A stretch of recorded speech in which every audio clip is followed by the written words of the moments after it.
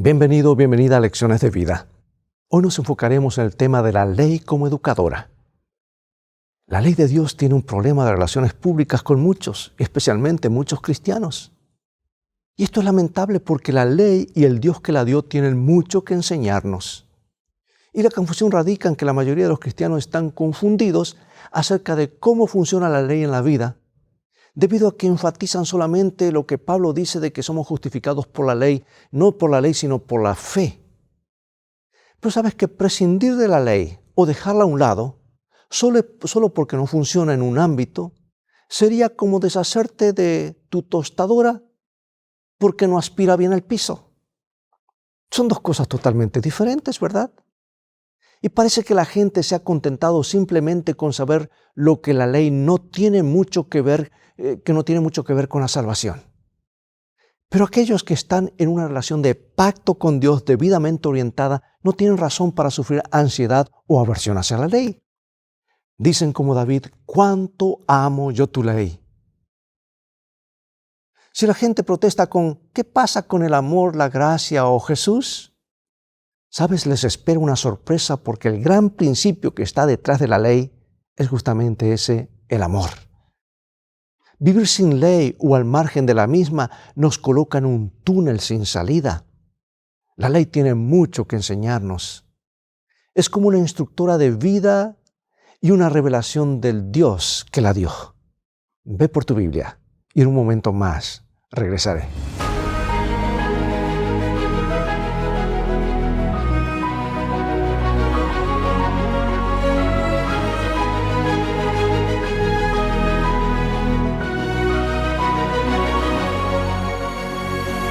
Comencemos con este versículo que resume el tema de hoy, Deuteronomio capítulo 6, versículo 5. Y amarás a Jehová tu Dios de todo tu corazón y de toda tu alma y con todas tus fuerzas. Al advertir a los Gálatas contra el legalismo, Pablo escribió, si esto es así, ¿estará la ley en contra de las promesas de Dios? De ninguna manera. Si se hubiera promulgado una ley capaz de dar vida, entonces sí que la justicia se basaría en la ley. Por supuesto, si alguna ley hubiera podido dar vida, esa habría sido la ley de Dios. Y sin embargo, el argumento de Pablo es que para nosotros como pecadores, incluso la ley de Dios no nos puede vivificar. Si la ley no nos puede dar vida a los pecadores, entonces nos preguntamos cuál es el propósito aparte de mostrarnos nuestra necesidad de la gracia. ¿La ley entonces solo cumple una función negativa? ¿Solo está allí para mostrarnos nuestros pecados? No. La ley también existe para señalarnos el camino de la vida que solo se encuentra en Jesús. Y de eso debiera tratarse también la verdadera educación, que nos indica una vida de gracia, de fe, de obediencia en Cristo y a Cristo. Es por eso que hoy estudiaremos el papel de la ley de Dios en todo el planteamiento de la educación cristiana.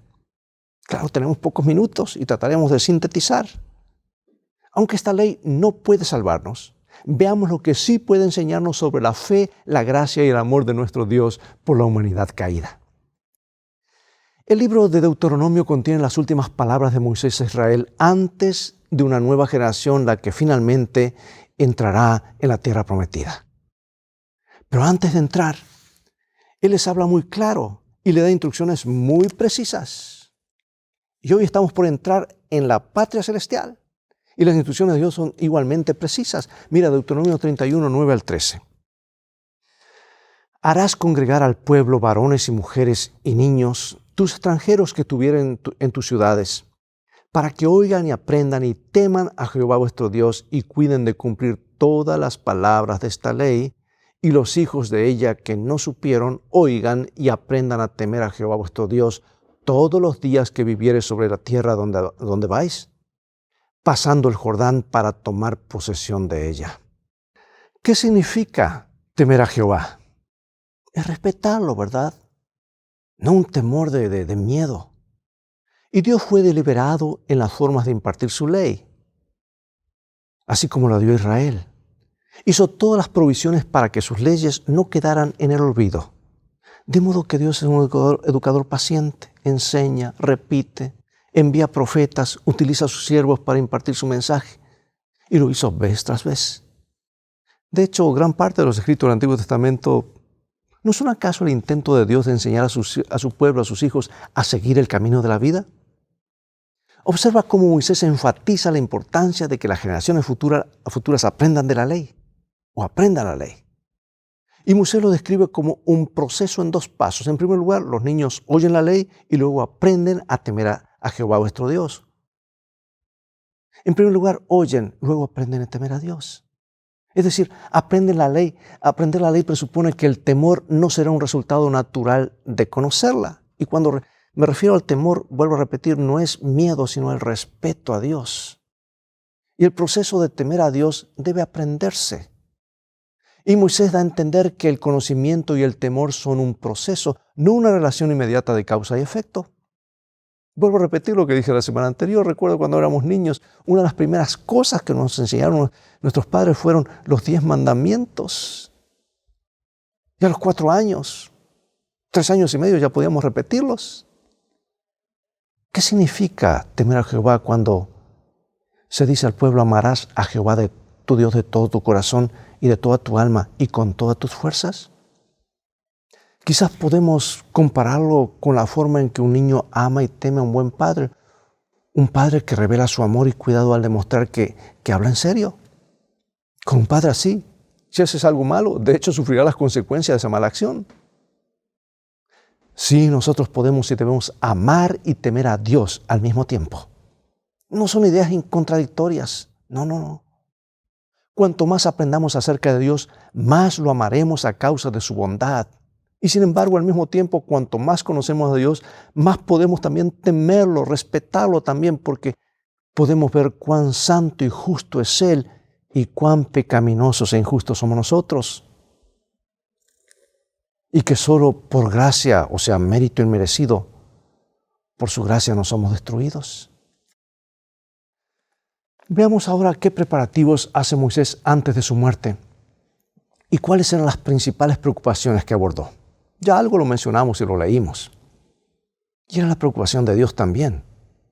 Cuando Moisés se entera de que pronto morirá, es totalmente consciente de la situación que dejará atrás.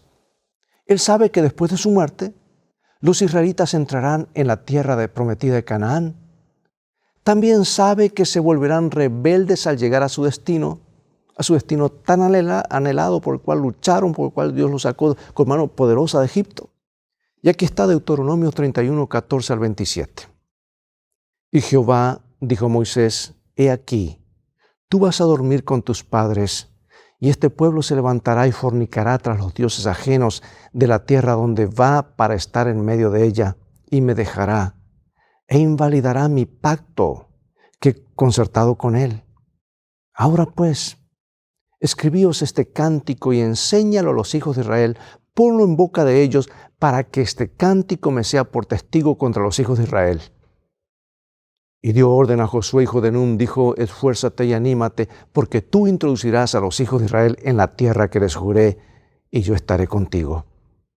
Y cuando acabó Moisés de escribir las palabras de esta ley en un libro hasta concluirse, dio órdenes Moisés a los levitas que llevaban el arca del pacto de Jehová, diciendo: tomad este libro de la ley y ponedlo al lado del arca del pacto de Jehová vuestro Dios, y esté allí por testigo contra ti, porque yo conozco tu rebelión y tu dura cerviz. He aquí que aún viviendo yo con vosotros hoy sois rebeldes a Jehová, ¿cuánto más después que yo me haya muerto? Bueno, el tono de Moisés quizás parezca el de un maestro que se prepara para un suplente, que está preparando para un suplente, ¿verdad? Él sabe que sus alumnos se han portado mal en su presencia en el aula. No es tan ingenuo como para pensar que no se rebelarán ante su ausencia. Instruye a los levitas que llevaban el arca del pacto para que coloquen el libro de la ley junto al arca para que sirva de testigo. Y Moisés no está simplemente comunicando un plan de clase para su suplente, está dejando un testigo. Y Moisés habla del libro de la ley como si fuera un ser vivo con poder para reprender el corazón de los hombres. Piensa en la ley como un testigo contra ellos. ¿Cómo entendemos también esta idea en el Nuevo Testamento? Mira Romanos capítulo 3, versículo 19 al 23. Pero sabemos que todo lo que la ley dice, lo dice a los que están bajo la ley, para que toda boca se cierre y todo el mundo quede bajo el juicio de Dios, ya que por las obras de la ley ningún ser humano será justificado delante de él, porque por medio de la ley es el conocimiento del pecado.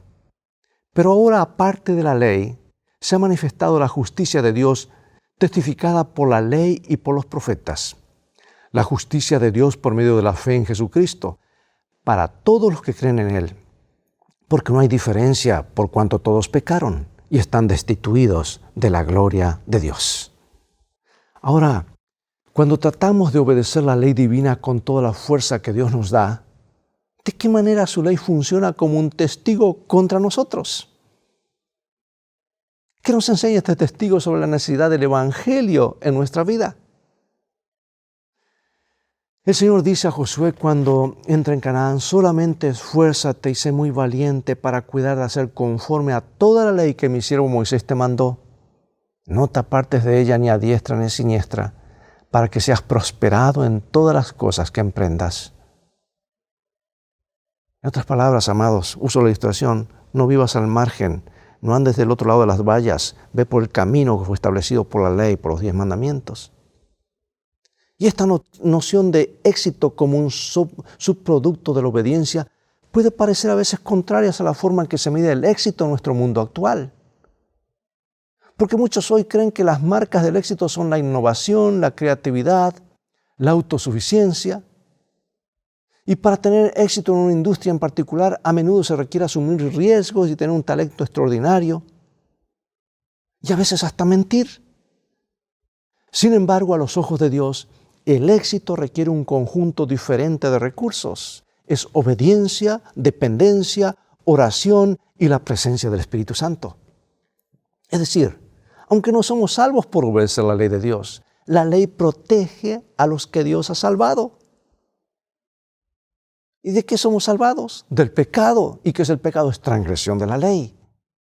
En otras palabras, somos salvados ya no para estar en el terreno del enemigo, sino dentro del cerco de propiedad de Dios, donde hay paz, seguridad y salvación. Vuelvo a repetir, la ley nos salva, pero protege a aquellos que Dios ha salvado. Antiguo Testamento, Nuevo Testamento, Antiguo Pacto, Nuevo Pacto, no importa. Como cristianos que creemos en la Biblia, somos llamados a obedecer la ley de Dios. La transgresión de la ley, también llamada pecado, solo puede acarrear dolor, sufrimiento y muerte eterna. ¿Quién no ha aprendido o visto de primera mano los resultados del pecado? Los resultados de la transgresión de la ley de Dios. El mundo está como está porque hemos transgredido la ley de Dios, amados. Así que me preocupa que muchos púlpitos enseñan justamente a dejar de lado la ley de Dios. Yo les llamo a esos los mejores amigos del diablo. Lo digo con todo cariño, pero ¿sabes qué? Dios no está para destruir lo que Él ha escrito, hacer a un lado sus leyes, sino tenemos que mantener esos cercos, ese muro intacto, para andar dentro de sus parámetros y no al margen. Así como el antiguo Israel prosperaría al obedecer la ley, a pesar de que también necesitaba la gracia, así también para nosotros hoy. Y Dios fue claro en esto, amados. Por lo tanto, como parte de la educación cristiana, debemos guardar la ley de Dios como un componente central de lo que significa vivir por fe y confiar en la gracia de Dios. Bueno, hay grandes beneficios en cumplir la ley de Dios, como se evidencia en las personas a quien Dios prosperó. Josué se atuvo a los preceptos de Dios y dirigió bien al pueblo de Israel. Vez tras vez, y eso lo encontramos en el libro 2 de Crónicas, vez tras vez el Señor le dijo a Israel que si obedecían la ley, prosperarían. Ahora, ¿es esto legalismo, hermanos? No. Cuando Dios dice algo, si te pones en este camino vas a ser prosperado. Deberíamos ser sensatos y creer lo que Dios dice. 2 Crónicas 31, 20, 21. De esta manera hizo Ezequías en todo Judá y ejecutó lo bueno, recto y verdadero delante de Jehová su Dios. En todo cuanto emprendió en el servicio de la casa de Dios, de acuerdo con la ley y los mandamientos, buscó a su Dios, lo hizo de todo corazón y fue prosperado. ¿Cuáles fueron las razones?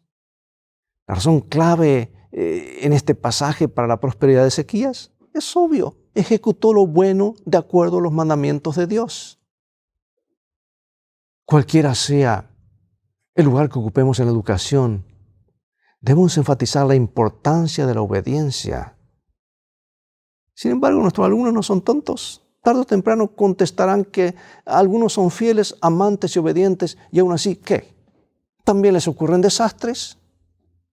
Y viene la pregunta, ¿por qué a los buenos les ocurren cosas malas cuando son obedientes? Ahora, ¿cómo explicamos esto? Lo cierto es que no podemos explicarlo, amigos, porque vivimos en un mundo de pecado, de maldad, un mundo en el que el gran conflicto hace estragos y ninguno de nosotros es inmune a él. Estamos en el territorio del enemigo y el punto de ataque del enemigo son los hijos de Dios. Así que eso del evangelio de la prosperidad, si haces esto, hermanos, Dios promete lo que Él cumple lo que promete. Pero aun cuando las cosas anden mal y aunque estemos haciendo lo que es correcto y algunas cosas no nos salgan como nos parece o como esperábamos, tenemos que seguir confiando en Dios porque en su momento Dios nos va a indicar por qué pasamos esto. Y tal vez Dios quiere pulirnos para elevarnos a mayores alturas. Sin lugar a dudas, las personas buenas y fieles, las personas respetuosas de la ley, no siempre han prosperado.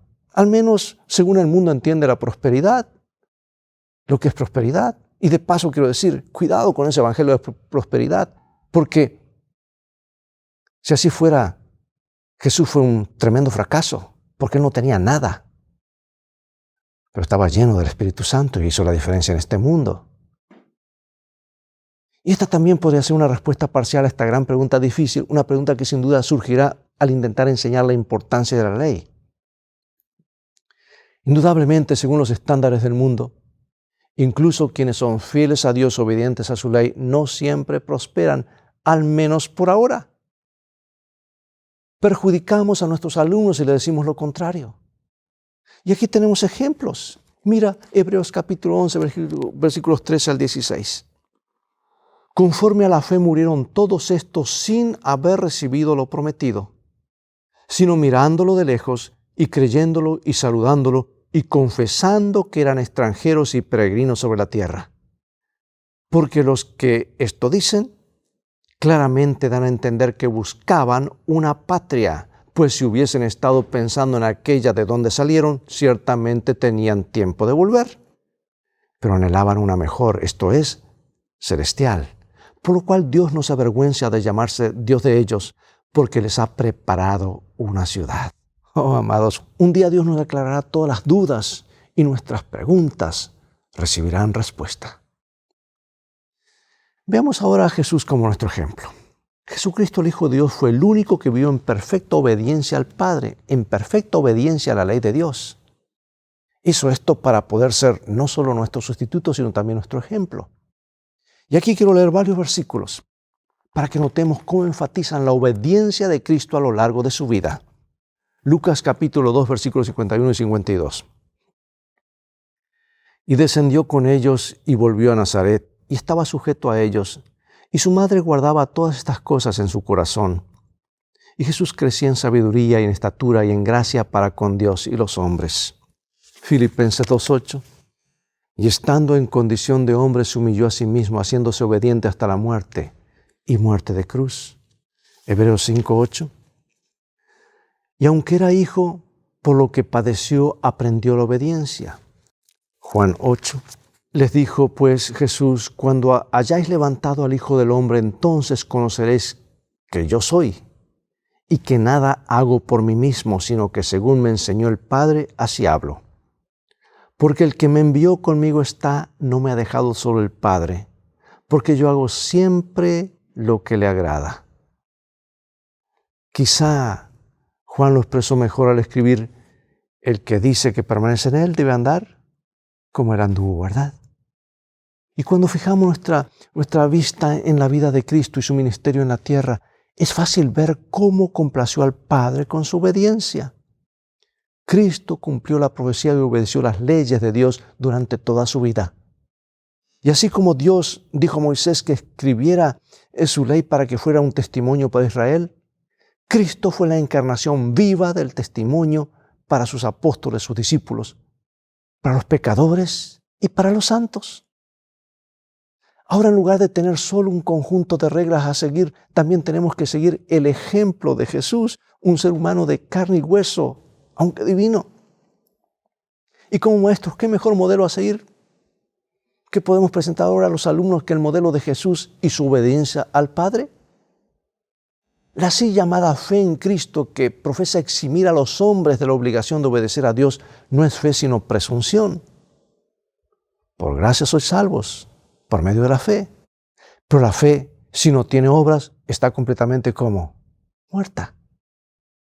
Y antes de venir a la tierra, Jesús mismo dijo: me complazco en hacer tu voluntad, Dios mío, y tu ley está en medio de mi corazón. Y poco antes de ascender al cielo dijo otra vez: yo he guardado los mandamientos de mi Padre y permanezco en su amor. La Escritura nos asegura, dice, en esto sabemos nosotros que nosotros le conocemos si guardamos sus mandamientos. El que dice que permanece en él debe andar como él anduvo. Y ahora la aplicación. ¿Qué puedes hacer para seguir mejor el ejemplo de Cristo en todas las esferas de tu vida? Y así ser un mejor maestro para los demás. Y cuando digo maestro, no simplemente maestro en el aula. Todos enseñamos algo a los que nos rodean, ¿verdad? Aunque yo sé que esta es una idea vieja y trillada, ¿por qué lo que hacemos, o sea, nuestras acciones, hablan mucho más fuerte de lo que decimos? El primer paso para aplicar realmente la ley a nuestra vida es leerla y reflexionar en oración sobre ella. Y amados, no estamos hablando solo de los 10 mandamientos. Siempre tendrán un lugar sagrado tanto en los círculos cristianos como en los judaicos y deberían hacerlo. La ley tal como se define como Torá, o sea que son los primeros 5 libros del Antiguo Testamento. Y los que los antiguos querían decir cuando hablan de ley se referían a esos 5 libros. Y una vez que nos damos cuenta de que de esto, ley adquiere una definición que exige una ampliación. La historia del Edén, por ejemplo, es parte de esa ley. Todas las historias de Abraham son parte de esa ley. La división del Mar Rojo, etc. Por esta razón, la ley también se traduce correctamente como enseñanza o instrucción. Y esos son los primeros 5 libros de la Biblia. Y esta comprensión inmediatamente hace que el título de la lección sea algo redundante, aunque necesario. La ley como maestro. Si todos esperaríamos que la ley de Dios, que la Dios que Dios nos dio, nos enseñara algo. Sería extraño pensar de otra manera. Y que lamentable que a veces la introducción a decir la ley sea el último lugar donde las personas, incluso los cristianos, buscan instrucción. Es más, dicen, vamos a dejar la ley a un lado. ¿Cómo ha dado vuelta las cosas el diablo, verdad? ¿Sería esto cómico si no fuese tan trágico? Por eso leer con oración el contexto de las leyes en la Biblia, con referencias cruzadas, diligentes con el Nuevo Testamento, debe mantener a uno en un camino equilibrado de aprender, vivir y amar la ley de Dios. Pero dentro de estos 5 libros está algo específico escrito con el dedo de Dios, los 10 mandamientos. Y ahora, amados, para finalizar, una cita inspirada, seguida de algunas preguntas de reflexión. Dice el libro de Educación, página 16. El amor, base de la creación y de la redención, es el fundamento de la verdadera educación. Esto se ve claramente en la ley que Dios ha dado como guía de la vida. El primero y grande mandamiento es: amarás al Señor tu Dios con todo tu corazón y con toda tu alma y con todas tus fuerzas y con toda tu mente. Amar al Ser infinito, omnisciente con todas las fuerzas, la mente y el corazón, significa el desarrollo más elevado de todas las facultades. Significa que en todo el ser, cuerpo, mente y alma deben restaurarse a la imagen de Dios. Semejante al primer mandamiento es el segundo: amarás a tu prójimo como a ti mismo. La ley de amor requiere la dedicación del cuerpo, la mente y el alma al servicio de Dios y de nuestros semejantes. Y este servicio, al par que nos constituye en bendición para los demás, nos proporciona a nosotros la más grande bendición. La abnegación es la base de todo verdadero desarrollo. Por medio del servicio abnegado, toda facultad nuestra adquiere su desarrollo máximo. Llegamos a participar cada vez más plenamente de la naturaleza divina. Somos preparados para el cielo porque lo recibimos en nuestro corazón. Hermosa cita. ¡Qué profundidad! No hay duda que Dios inspiró a su sierva para escribir estas cosas. Y al igual que Israel de la antigüedad, debemos amar a Dios y temer a Dios al mismo tiempo. ¿Estamos estudiando, viviendo y compartiendo estos principios o leyes de amor? El mundo lo necesita. Nuestra sociedad sería diferente. ¿Estás seguro que si enfatizásemos esos principios, se le acabaría el negocio al diablo? Mucha paz tienen los que aman tu ley. No hay para ellos tropiezo. Yo quiero agregar que aunque vengan los tropiezos y los problemas, Dios va a tornar aún las maldiciones en bendiciones, porque para Él no hay nada imposible. Por eso termino con esta pregunta. ¿Cómo encontramos el equilibrio adecuado al mostrar la importancia de la obediencia a la ley de Dios, o sea, los 10 mandamientos, y al mismo tiempo mostrar por qué esta obediencia no es el motivo de nuestra salvación? Lee por favor el Salmo 119 y observa cuántas veces se expresan las nociones de obediencia, libertad, leyes, reglas y mandamientos. ¿Qué querrá transmitir el autor de Salmo 119 o los autores sobre estos temas? Yo agradezco a Dios porque la Biblia cierra de una forma maravillosa, porque finalmente Dios tendrá un pueblo que le amará tanto que estará dispuesto a obedecerle. Y este es el deseo de Dios. Y mira a quién Él llama a su pueblo, Hebreos 8:10 y luego 10 y 16. Por lo cual, este es el pacto que haré con la casa de Israel después de aquellos días, dice el Señor. Pondré mis leyes en la mente de ellos y sobre su corazón las escribiré, y seré a ellos por Dios, y ellos me serán a mí por pueblo. Este es el gran pacto, es el pacto que haré con ellos después de aquellos días, dice el Señor. Pondré mis leyes en sus corazones y en sus mentes las escribiré. Dios permita que sus principios estén escritos en nuestra mente y corazón. Oremos. Padre Celestial, acabamos de leerlo. ¿Cuál es tu propósito? Por favor, enséñanos. Graba en nuestras mentes y corazones los principios de tu santa ley, que son los principios de tu carácter, para que podamos amarte y amar a nuestros prójimos. Sabemos que lo harás. Queremos ser parte de esa última generación que tendrá escrita tu ley, en sus mentes y corazones. Gracias por escucharnos, gracias por hacerlo. En el nombre de Jesús oramos. Amén. Bien, amigos y amigas, todo el tiempo que tenemos por hoy. Ha llegado el momento de despedirnos nuevamente y será hasta el próximo programa de la serie Lecciones de Vida. Invita a otros a sintonizar este canal. Transfórmate tú mismo en un canal de bendiciones. Dios te bendiga y recuerda, tú vales mucho para Jesús. Él te ama más de lo que puedes imaginar. Maranata.